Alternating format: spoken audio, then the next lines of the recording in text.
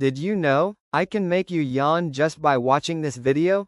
Most people yawn when they see someone else yawn, even if they're not tired. It's called contagious yawning. Your friend yawns, and suddenly, you do too. Scientists think it's linked to empathy. Our brain naturally copies the actions of people around us. But here's the funny part. Even hearing or reading about yawning can make you yawn right now. So, did you just yawn?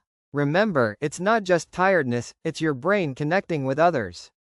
Want more fun daily facts? Don't forget to hit like and subscribe us.